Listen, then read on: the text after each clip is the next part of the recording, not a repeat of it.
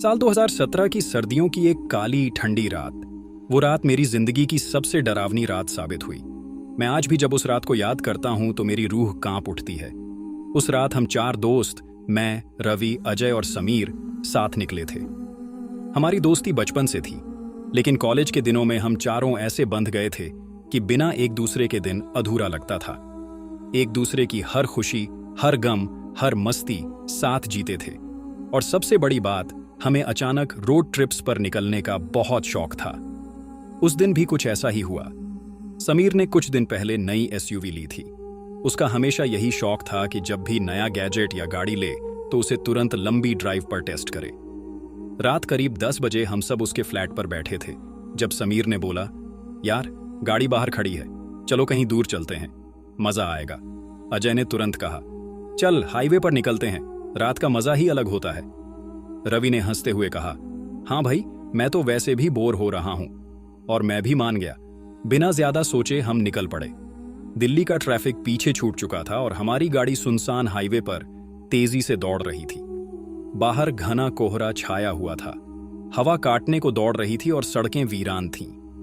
दूर दूर तक न इंसान न कोई गाड़ी, बस हमारी एसयूवी की हेडलाइट्स अंधेरे को चीरती हुई आगे बढ़ रही थी।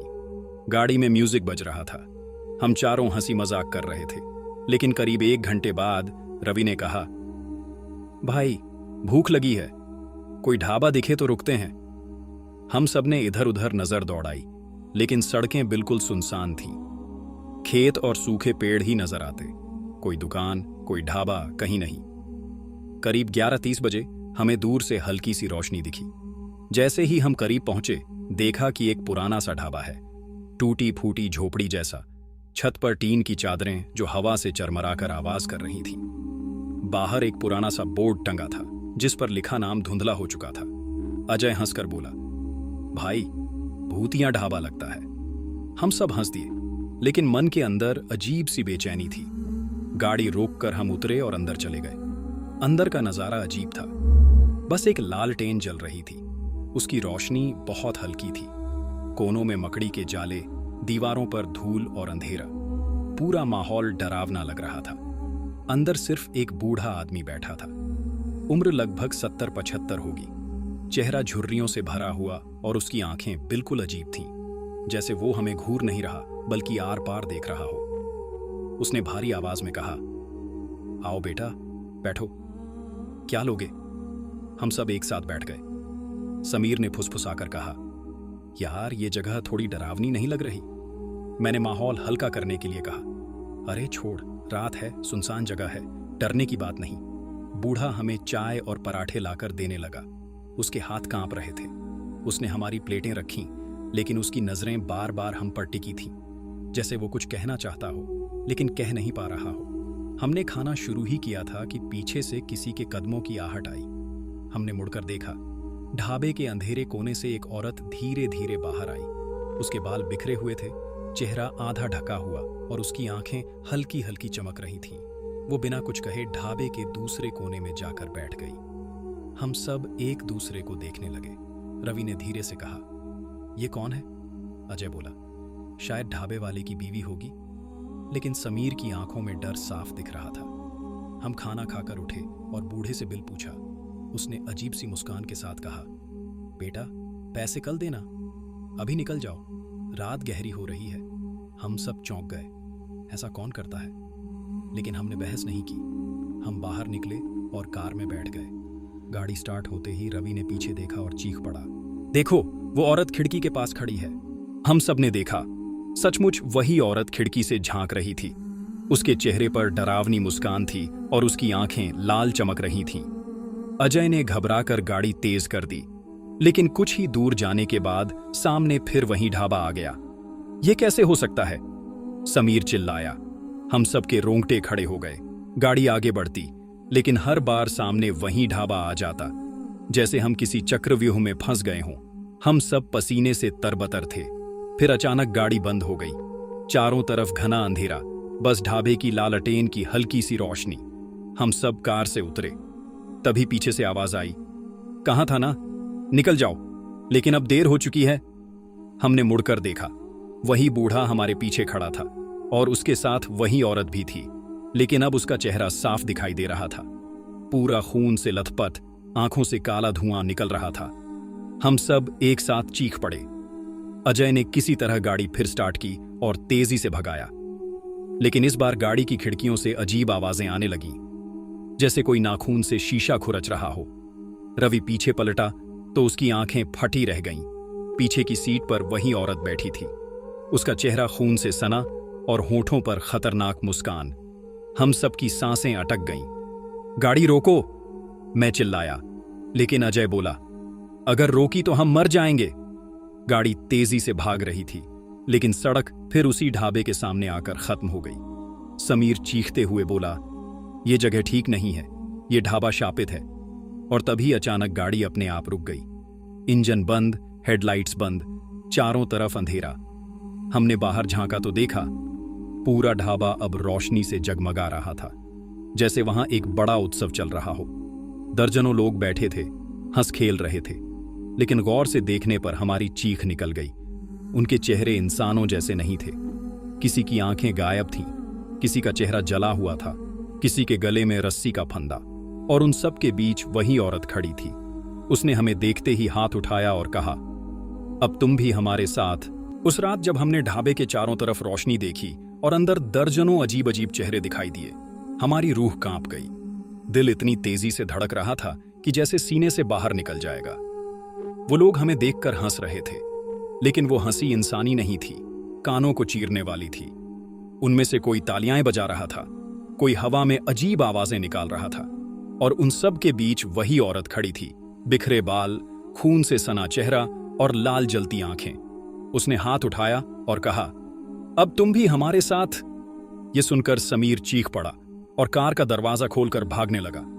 हम तीनों उसके पीछे दौड़े, लेकिन अंधेरे में जैसे रास्ते गायब हो चुके थे। हम दौड़ रहे थे, लेकिन हर बार वहीं ढाबे के सामने आकर खड़े हो जाते। अजय पागलों की तरह चिल्लाने लगा, ये सब सपना है, ये सब झूठ है। लेकिन तभी बूढ़ा आदमी हमारे सामने आ गया। उसके हाथ में एक पुराना लालटेन था। उसकी आंखों में ऐसी आग थी कि हम सब पत्थर जैसे हो गए। उसने भारी आवाज में कहा, इस जगह से कोई जिंदा नहीं निकलता। ये ढाबा उन सब की रूहों का ठिकाना है जो यहां से गुजरते हुए फंस जाते हैं। हम सब के पैरों तले जमीन खिसक गई। रवि ने हिम्मत जुटाकर पूछा, तुम लोग कौन हो? बूढ़े ने धीमी हंसी हंसते हुए कहा, हम सब मर चुके हैं बेटा, और अब तुम भी मरोगे। उसके कहते ही अचानक पूरा माहौल बदल गया। ढाबे की रोशनी बुझ गई, चारों तरफ सन्नाटा छा गया, बस सर्द हवा चल रही थी। हमारे सामने सिर्फ वो औरत खड़ी थी। इस बार उसका रूप और भी भयानक था। उसका चेहरा सड़ा गला, आंखों से खून बह रहा था, और उसके बाल हवा में उड़ रहे थे। अचानक उसने चीख मारी, इतनी तेज कि हमारे कान फटने लगे। समीर जमीन पर गिर पड़ा, उसकी नाक से खून निकलने लगा। अजय ने उसे उठाने की कोशिश की, लेकिन जैसे ही उसने औरत की तरफ देखा, उसकी आंखों में अजीब धुंध भर गई। अजय चीखने लगा, मुझे मत देखो, मुझे मत देखो। वो जमीन पर गिरकर तड़पने लगा। मैं और रवि बुरी तरह डर चुके थे। हमने समीर को पकड़कर कार की तरफ भागने की कोशिश की, लेकिन कार अब वहां नहीं थी। उसकी जगह बस एक जली हुई लाश का ढांचा खड़ा था, जैसे कई साल पहले जलकर राख हो गया हो। रवि घबराकर बोला, यह कैसे हो सकता है? हमारी गाड़ी कहां गई? तभी पीछे से वहीं बूढ़े की आवाज आई, तुम्हारी गाड़ी भी यहां मर गई, जैसे तुम मरोगे। हम पलटे तो बूढ़ा गायब था, लेकिन उसकी जगह दर्जनों परछाइयां खड़ी थीं। हर परछाई की आंखें लाल चमक रही थीं, और सब एक साथ हमारी तरफ बढ़ने लगे। हम पीछे हटे, लेकिन हमारे पैरों के नीचे जमीन दलदल जैसी बन गई। हम ढंसने लगे। समीर चीख रहा था, अजय पहले ही बेहोश हो चुका था। मैं और रवि पूरी ताकत से बाहर निकलने की कोशिश कर रहे थे। तभी उस औरत की आवाज गूंजी, ये जगह शापित है, यहां से कोई नहीं बच सकता। मैंने हिम्मत करके चिल्लाया, क्यों? आखिर ये जगह ऐसी क्यों है? तुम कौन हो? और जैसे ही मैंने ये सवाल किया, अचानक सब कुछ रुक गया। चारों तरफ खामोशी छा गई। वो औरत हमारे सामने आई और धीमी आवाज में बोली, मैं भी कभी इंसान थी। मेरा नाम सविता था। कई साल पहले मैं अपने पति के साथ इसी ढाबे पर रुकी थी, लेकिन इस ढाबे का मालिक एक दरिंदा था। उसने मेरी आंखों के सामने मेरे पति की हत्या कर दी और मुझे भी जिंदा जला दिया। मेरी चीखें आज तक इस जगह गूंजती हैं। उस दिन से इस ढाबे पर आने वाला कोई भी बच नहीं पाता। उनकी रूहें भी यहीं कैद हो जाती हैं। उसकी आंखों से खून के आंसू बह रहे थे। रवि ने कांपती आवाज में कहा, कृपा करो, हमें जाने दो, हम कुछ नहीं करेंगे। लेकिन वो औरत अचानक जोर से हंसी। उसकी हंसी इतनी खौफनाक थी कि दिल दहल गया। अब बहुत देर हो चुकी है, तुम सब मेरे साथ रहोगे। इतना कहकर उसने अपने हाथ उठाए। अचानक हवा तूफान की तरह चलने लगी। चारों तरफ से चीखें गूंजने लगीं। हमें ऐसा लग रहा था जैसे सैकड़ों अदृश्य हाथ हमें पकड़कर नीचे खींच रहे हों। रवि मेरे सामने से अचानक गायब हो गया। उसकी चीख सुनाई दी, लेकिन वो नजर नहीं आया। समीर पहले ही दलदल में धंस चुका था। अजय की हालत पागलों जैसी थी। वो बस बार बार चीख रहा था, मुझे छोड़ दो, मुझे छोड़ दो। और फिर वो भी अचानक गायब हो गया। अब मैं अकेला रह गया था। मैं पूरी ताकत से भागा, लेकिन जितना भी भागता हर बार वहीं ढाबे के सामने आ जाता। मैं रोने लगा, चिल्लाने लगा, मुझे छोड़ दो, मैंने क्या बिगाड़ा है तुम्हारा।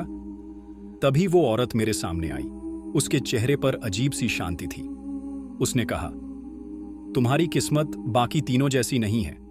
तुम ये कहानी सुनाओगे ताकि लोग समझें कि इस ढाबे के पास मत आना। तुम जिंदा रहोगे, लेकिन मौत से भी बदतर हालत में। इतना कहकर उसने मेरे माथे पर हाथ रखा। मेरी आंखों के सामने अंधेरा छा गया। जब होश आया तो मैं हाईवे पर था। सुबह हो चुकी थी। मेरी गाड़ी वहीं खड़ी थी, लेकिन अंदर कोई नहीं था। न रवि, न अजय, न समीर। पुलिस ने बाद में बहुत खोजबीन की, लेकिन मेरे दोस्तों का कोई सुराग नहीं मिला। गाड़ी बिल्कुल सही हालत में थी, लेकिन उसमें बैठने वाले तीनों जैसे हवा में गायब हो गए हों। आज कई साल हो गए हैं उस रात को, लेकिन मैं आज तक अकेला हूं। हर रात मुझे उनके चीखने की आवाजें सुनाई देती हैं। सपनों में वही औरत आती है और कहती है, तुम बचे नहीं हो, तुम भी हमारे हिस्से हो। मैं आज तक समझ नहीं पाया कि उस रात मेरे दोस्तों के साथ क्या हुआ। लोग कहते हैं कि वो सब मेरी कल्पना थी, लेकिन मैं जानता हूं कि वो सच था। वो ढाबा आज भी वहां है, सुनसान रास्ते पर, अंधेरे में, जहां कभी कोई नहीं रुकता, और जो रुकता है वो लौट कर नहीं आता।